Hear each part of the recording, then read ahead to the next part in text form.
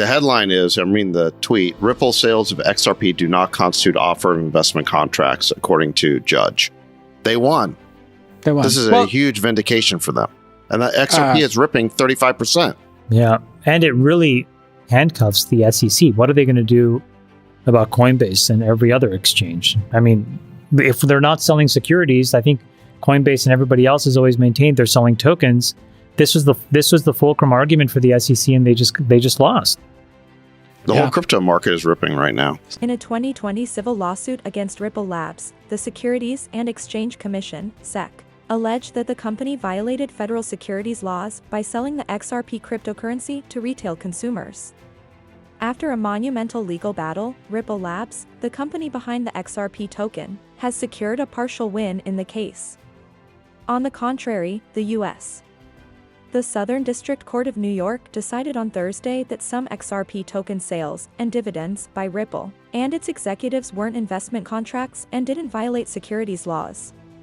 Investors in cryptocurrencies are grabbing hold of the news that token sales on exchanges aren't investment contracts, despite the federal judge also ruling that institutional sales of XRP to hedge funds and other entities were securities. The last few months have been turbulent for the cryptocurrency business, especially in light of the U.S. regulators' insistence that all cryptocurrency tokens, with the exception of Bitcoin in particular, be classified as unregistered securities. XRP is not a security, and the company's and executives' transactions in XRP on the secondary market do not violate the securities laws, according to Christian Schultz, a former official at the SEC Division of Enforcement, who wrote in an email to CoinDesk. There's no way to look at the Ripple decision as anything but a win for the crypto industry. The All In podcast's other hosts and billionaire investor Chamath Palihapitiya also offered their reactions to the news and their thoughts on what it means for Ripple and the cryptocurrency market as a whole. The decision, in the opinion of well-known investors and business people, is a tremendous victory for the whole cryptocurrency industry and would put a significant kink in the SEC's case against Coinbase and other related crypto firms. The team also covers during the latest macro episode of the picture in podcast, the team States also during the most discusses the recent macro episode of picture in the United podcast. States. Please take a moment to give this video a thumbs up, subscribe to the channel, and enable post notifications as we bring you the most significant highlights from the episode, so you never miss one of our regular uploads. I just texted with Brad Garlinghouse, and he says, yes, it does mean that they won. And he feels vindicated and really happy. It's a judgment that seems to indicate for a lot of folks that these are not going to be treated as securities. I think that this is a really important. Just think about how amazing the United States is, that the government agencies, the administration in power, can come after corporations. And then we have a court system that can adjudicate and make decisions that follow the rule of law. I know we're going to talk about Lina Khan and her agency's efforts at litigation, but I'm really encouraged at the fact that the court system in the United States doesn't just kowtow to whatever administration is in power at that moment, that they do adjudicate by the law and ultimately provide greater clarity for business, for individuals to operate going forward. That there is a better sense now for the market. There's a better sense now for individuals. Great is that there's now clarity because the courts provided that. Yeah. Has this trend changed? I thought America always did that. Yeah, I think it's great. I think it's, look, because you obviously have a very zealous administration and a very zealous agency leader who is testing the boundaries. And, Lina Khan's agency is pushing the limits on what constitutes antitrust. And in the effort to try and push those boundaries, there is a pushback from the courts. No, but in crypto, it's been Gensler in the SEC. And it's been Gensler in the SEC. I'm sorry. I'm talking, but both agencies, right?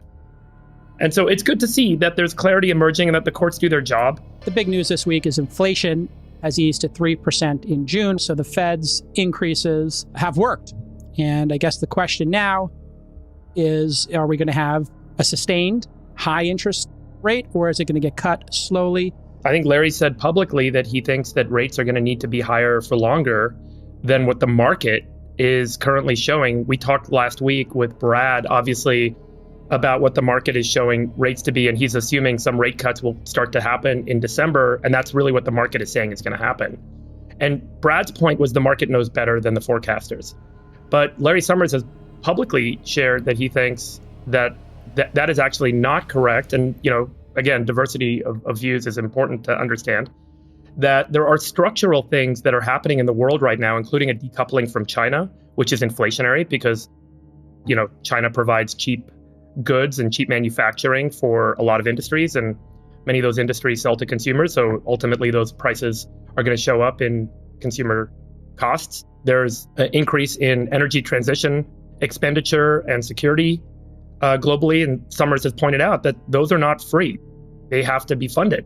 And obviously, taking on more funding means you're going to have to pay higher interest rates for investors to provide that capital to do that funding. So there are more structural, longer-term trends that some folks in the Summers camp have been arguing are going to be driving inflation higher and keep rates higher for much longer than what the market is currently showing.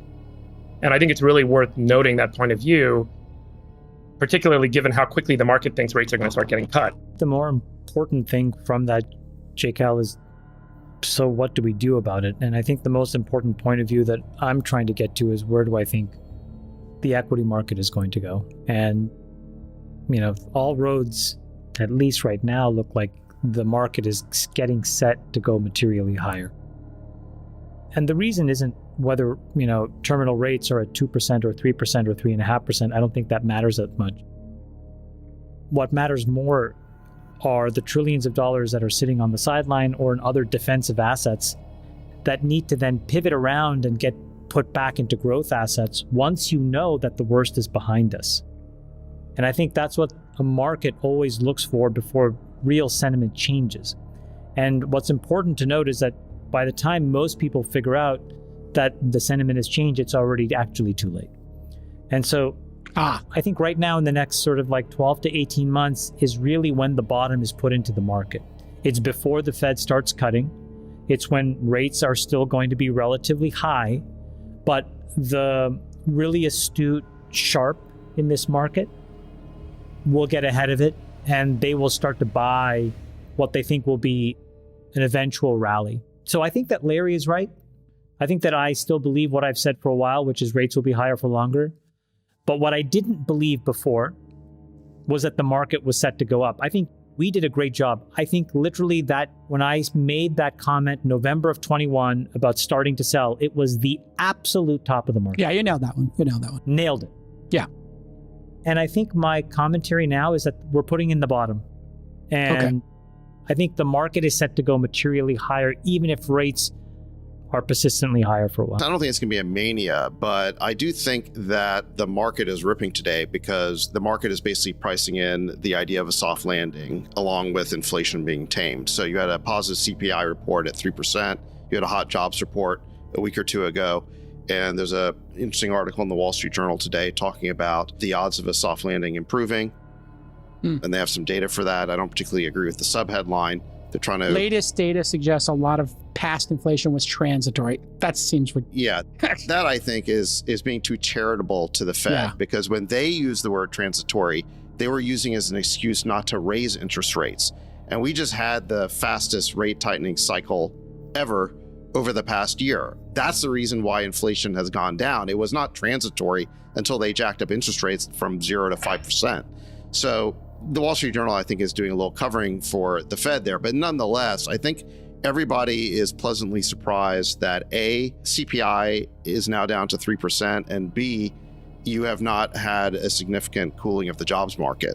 So certainly the odds now of a soft landing have gone up. And the thing that's sort of surprising about what Larry Summers is saying is that if you believe that inflation's going to come roaring back, that's certainly a contrarian bet. That's not what the market is saying right now. What the market is predicting right now, and the reason why stocks are rallying, is what the market is thinking is, well, if inflation's down to 3% and we can end the year at 3 or even lower, then the Fed can start cutting next year. And so they're starting to price in rate cuts. But if inflation comes roaring back, you're not going to get rate cuts. And so stock prices are going to go down.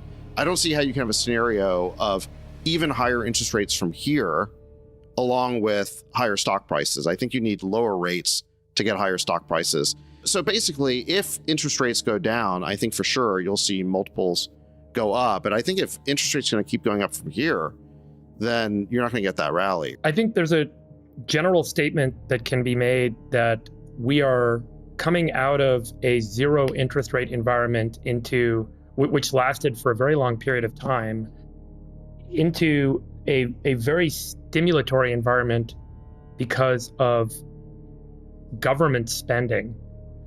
And when you have government spending stimulating the economy, you have a natural market force of inflation coming from the additional capital being pumped into the economy and the purchasing and all that sort of stuff. Like you pointed out, 50-year low in unemployment, and we're trying to create a bunch of new jobs.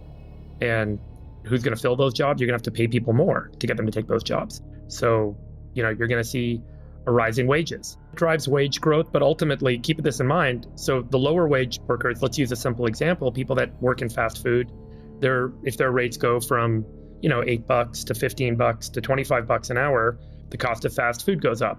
So on the food price index, you'll see a rise in food prices.